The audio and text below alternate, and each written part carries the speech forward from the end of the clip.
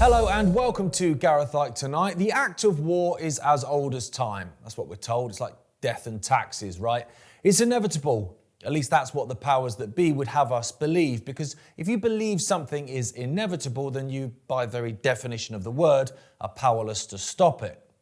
I'm more inclined to align my beliefs on the inevitability of war with the American author Margaret Mead. Her view was that warfare is only an invention. It's not a biological necessity. Well, a penny for her thoughts on the state of the world, should she still be alive today.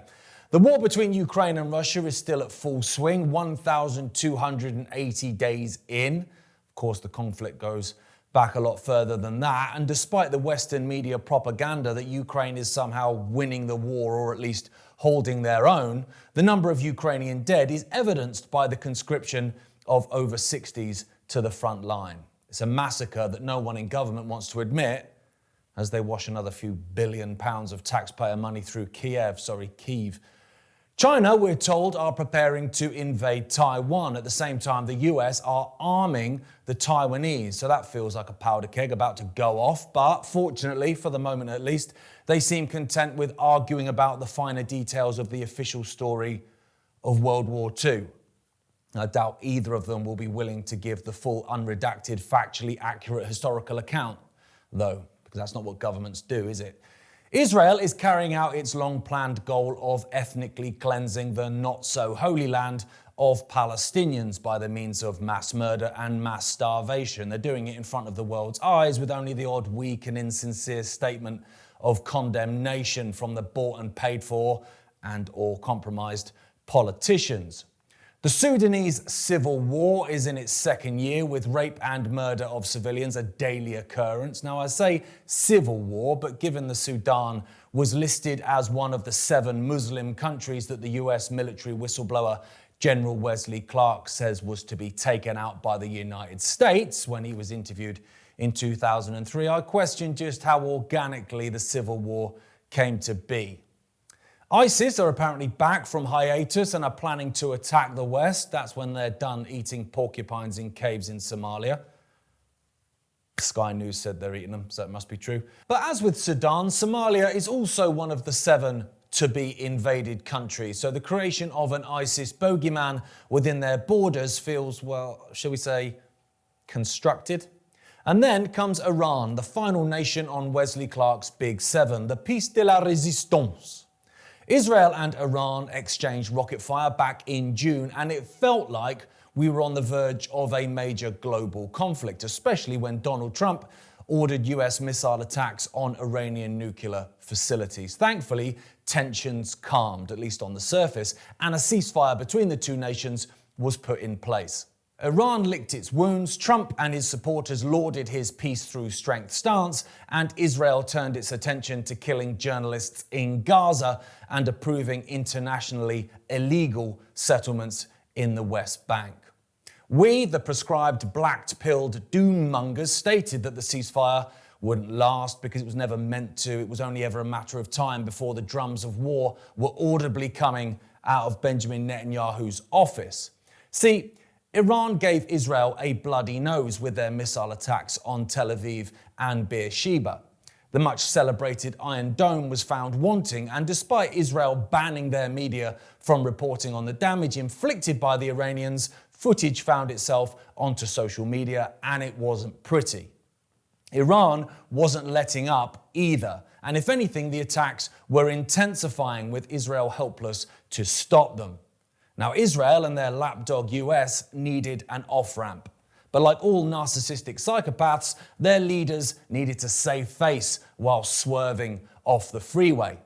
Trump's attacks on Iran secured that. They could claim they'd destroyed Iran's nuclear capabilities, and therefore the objective was achieved and a ceasefire possible. Well, that was never going to be the end, because it's never been about Iran's nuclear program. That's merely the excuse for the attack. What it's really about is destroying the only major nation in the Middle East with the power and will to oppose Israel and America's regional dominance. All the others, Libya, Iraq, Syria, Saudi Arabia, Egypt, etc., have either been destroyed or infiltrated. And they want the same for Iran. The exiled pro-Israel Crown Prince, Reza Pahlavi, is waiting in the wings to take over should the current Iranian regime fall. He's already been pictured praying at the wall in Jerusalem, so we know he will be acceptable to the Western powers that be. Seems to be a prerequisite for some reason. I'll also make clear I've got no skin in the game for the current Iranian regime, by the way, although it might be worth noting the US and UK's involvement in regime change in Iran over the years. Another obvious piece of evidence that the ceasefire was never a long-term plan came in two forms. First of all, the Israelis almost immediately claimed that the US had failed to take out all of Iran's nuclear facilities. That strategically left the door open for the Iran is building a nuclear weapon claim to be used once again to justify military action. Second of all, as soon as the ceasefire began, the US started sending enormous shipments of weapons to Israel and approved the handing over of another bumper military aid package of American taxpayer money. It's pretty obvious to those with eyes to see that it was only a matter of time until we were once again asked to pick a side in the death of human beings board game. So imagine my shock as I read that there are conversations about preemptive strikes against Iran suddenly starting to enter the political discourse in Israel. Retired Israeli Colonel Jacques Neraya has warned that war is imminent and urged Israel to carry out preemptive strikes on Iran. Early last week, Israeli Defense Minister Israel Katz threatened to repeat a deadly June strike in Tehran and target the supreme leader. That's when Katz wasn't tweeting about enacting a plague of the firstborns in Yemen. Yep, he actually wrote down those words on a public forum. Lunatic.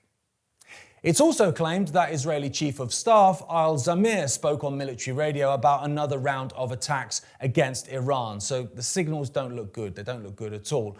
And so we yet again find ourselves and our futures hanging on the words and actions of the worst among us.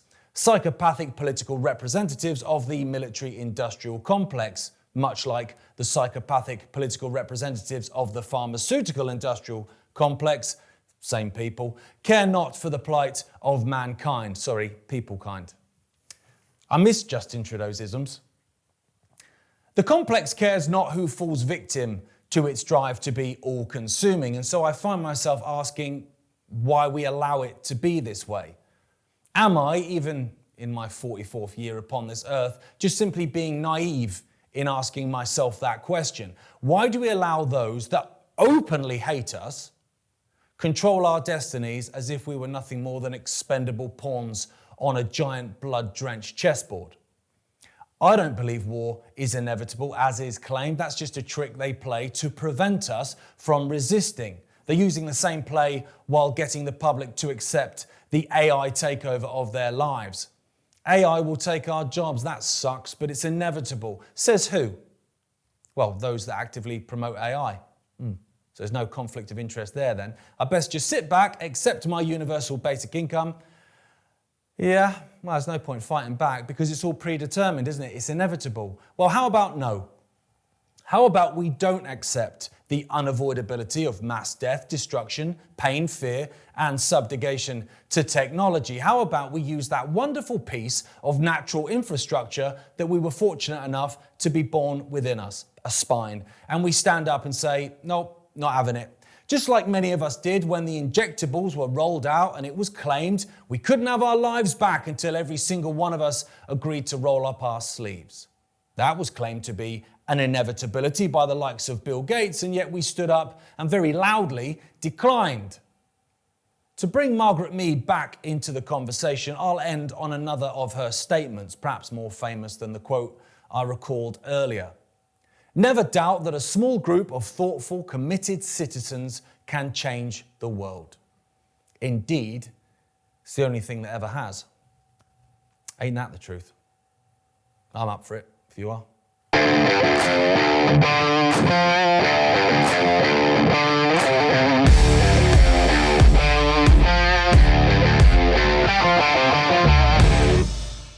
Coming up later in the show, British journalist and co-editor of OffGuardian, Kit Knightley, will be joining us to discuss the major push to introduce digital IDs across the world and what that would mean for our freedoms. But first, Warren Thornton is a regular contributor to the show. He's a military veteran. He's worked in war zones protecting aid workers, and in recent years has become a leading voice in exposing the layers of truth beneath the geopolitical theatre show.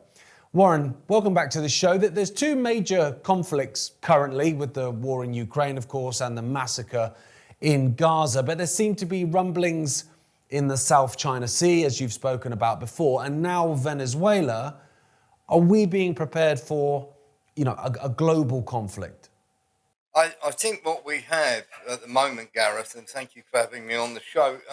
What we have at the moment is what they were trying to do in the first place. They're trying to leave Ukraine and, of course, go by sort of the back door after starting a war. Now they want to make peace because they literally want to be off to Iran. And the problem that we have in Iran is that they've now bought the Russian air defense system, which is the S-300 and the S-400. And that's an integrated system. It takes about a year for their people to learn it. They have people in Russia learning it as we speak. And of course, they've got the upcoming conflict with China at the end of 2027. So they really want to get this Ukraine thing wrapped up before they have another go at Iran. And they need to do that before Iran get that air defense system working. And then, of course, they've got China when the Taiwan elections ended at the end of 2027. You've experienced conflict before, of course. You worked in war zones as security for aid workers, so you've seen a few things. Have you ever seen an equivalent to what's taking place in Gaza right now in terms of how brazen it is with the killing of aid workers and journalists? No, I've never seen anything like it in all my time. In war zones, and as you know, I've worked in many looking after aid workers, the targeting of aid workers, the targeting of journalists, and of course, we had the four or five journalists that were killed only yesterday, and that was a rocket strike. They literally waited until the journalists got there, and then they hit them again, and they only apologised because one of them was from Reuters. It really is quite sickening, and the scale of butchery can't be excused, I'm afraid, in no way, shape or form. It is quite disgraceful that they turn around and say self-defense. That just doesn't wash. If you kill kids, you kill civilians, you kill journalists.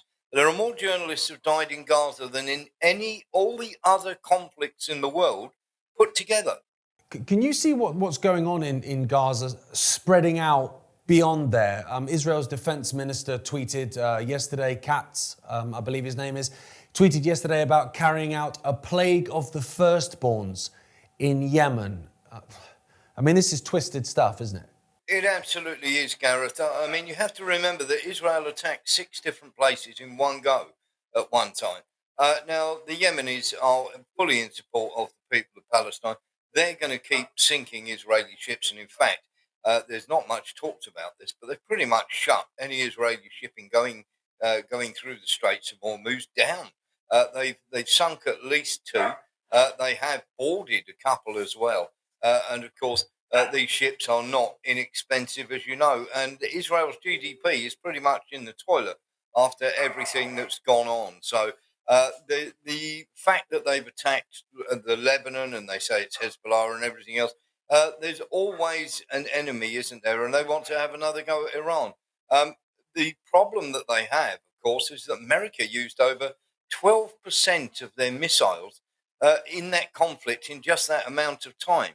So the United States stockpiles aren't exactly doing fantastically well. And of course, it's made really very little difference. A couple of months delay for the Iranians. And now, of course, we've got the Zangezur corridor, which is going to be full of Mossad, full of CIA, full of MI6, and they're all going to be doing incursions into Iran to blow places up and try and affect regime change again. Trump famously said, on the subject of America, Trump famously said he'd end the Ukraine conflict in less than 24 hours. He said he'd end the conflict in Gaza. Clearly that hasn't happened.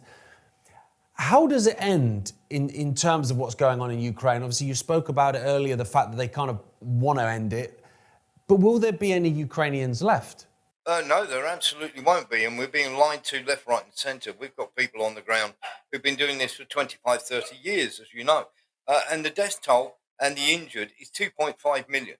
Now, people will go, oh, that's crazy. Well, just think about it. They had a 2.2 million standing army at the start. That included 900,000 in 2022 plus 1.3 million in reserves. Now, since then, they've had three mobilisations totaling 1.4 million. That brings us up to 3.6. Then, of course, they've had 400,000 forced mobilisations, plus 100,000 of those of the mercenary soldiers that have gone and fought there. So that's 4.1 million. They have less than a million men left. So where have they all gone? Well, of that 3.1 million that are missing, you're talking 1.8, almost 1.9 million dead. You're talking 750,000 injured. You're talking 400,000 desertions, which they've actually alluded to. And of course, they're burying the bodies. This is the most shameful thing. They're burying the bodies and burning the bodies so that the victims' families, which are due $380,000 per person for everyone who's dead, don't get to claim that money, which is quite staggering. There's another 100,000 in captivity, leaving roughly 100,000 that was left on January the 1st. They're now having to throw both Azov brigades in, and of course they're dying in great numbers. And just to give you an idea of how horrible this is, with them not doing the payouts, if they had to pay out the money for the 1.9, almost 1.9 million that are now dead in this conflict, and that is just Ukraine, and they're losing them at huge rates now compared to, it was 8-1, then 10-1, then they were losing them 16-1 in terms of Russian soldiers killed. It's now over 20-1. The problem is they would literally have to pay out four years worth of their own GDP just to cover the cost of the fallen soldiers. In terms of funding with Ukraine, Warren, where is the money going? Obviously, Britain is giving billions, the European Union's giving billions, America's given billions. Where's it all going? Oh, it's one of them. Well, I mean, where isn't it going? It's going to pay school fees and also lots and lots of money to, shall we say, Ukrainian members of the parliament, Ukrainian members of the war cabinet. Also, senators are in for their whack. The military-industrial complex gets their whack. The bankers get their whack. And there's not much left for missiles afterwards. And the problem is, of course, if you look at the Ukrainian parliament and the Ukrainian army, there is not one of their children is fighting on the front line. They're all domiciled in America or Germany or elsewhere. So, of course, those school fees, they do mount up, I'm afraid, Gareth. And also, there are many buildings that the Zelensky, through private companies, but many of his people as well, have creamed money off the top. There are people driving around. Zelensky's wife has a Bugatti Veyron. The defense minister, Umarov, his daughter, has literally a 17 apartment building in Miami. Umarov, who was in the defense, of course, and every now and again they throw somebody to the wolves for corruption who gets a few years in jail. But the main bulk of the money is shared out absolutely everywhere. Starmer has spoke of boots on the ground in Ukraine. Obviously, he's spoken in terms of a peacekeeping mission. Surely that's a false flag away from World War III, right? I'm just thinking, a false flag either on British troops where they get killed and it's blamed on the Russians, or even vice versa. Yes, absolutely. If it gets to that point, but the problem that we have, and it is a massive problem, is you have to remember that we don't know the topography, we don't know the language, we haven't fought in a drone war ever, and in fact, the Ukrainian soldiers that we're training, we're asking them what the drone war's like. That's pretty crazy. And of course, we haven't fought in trenches for about 80 years. So for all the posturing, Britain, Germany, France, they're not going to put boots on the ground. They'll try and get other people to do it. Moldova, Lithuania, maybe one of the Scandinavian countries like Finland or Norway might be stupid enough to go for it. Poland have already said that they will not. But they've got to get a peace deal first. And there is one thing that nobody's talking about here, and it is until you remove Zelensky and his entourage, you're going to get no peace whatsoever. Because Sersky, if you have a look on his lapel, Literally on his lapel there, he's got the crossed grenades. It's two grenade sticks crossed like that. And that is the signal, or I should say, the symbol for the Dirlewanger Brigade, which of course was the Waffen SS, and that was a really murderous bunch of people. So the whole place is infested with these neo-Nazi. They call it nationalism. That's a nice term for neo-Nazism. But of course, the whole place is infested with that. Until America removes this guy and they remove his entire entourage, there's never going to be any peace whatsoever. And the Russians, of course, having been lied to on 2 or 3 occasions, are not going to allow any ceasefire whatsoever. They'll just keep taking land until Ukraine, and by my calculations, by August of next year, they will be pretty much incapable of mounting any defence apart from Kiev. How can we resist this, Warren, in terms of, speaking in terms of the UK, how can we resist, Starmer talking us into a conflict with Russia? I'm looking for something uplifting, Warren, to end the interview. Yeah, absolutely. Starmer's very, very. He's treading on very, very dangerous ground, and he knows it. His people. I mean, you'll get lots of people like Hamish de Bretton Gordon and people like that will be talking absolute nonsense, and Richard Kemp. But they're all ex-military, and they're paid by the military-industrial complex to come out with these wonderful figures. Let me put it this way: the ring of hope is everybody will refuse to fight, and anybody who's thought about conscription, then of course.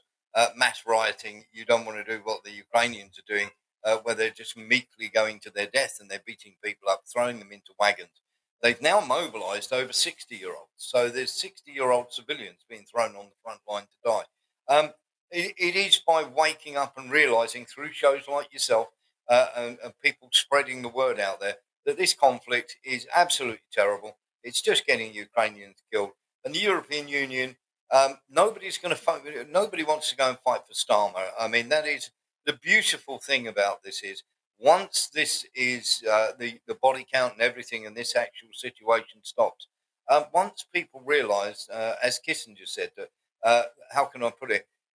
Being an enemy of America is dangerous. Being a friend is absolutely lethal. And the worst thing that we can do at the moment, the European Union have signed a deal.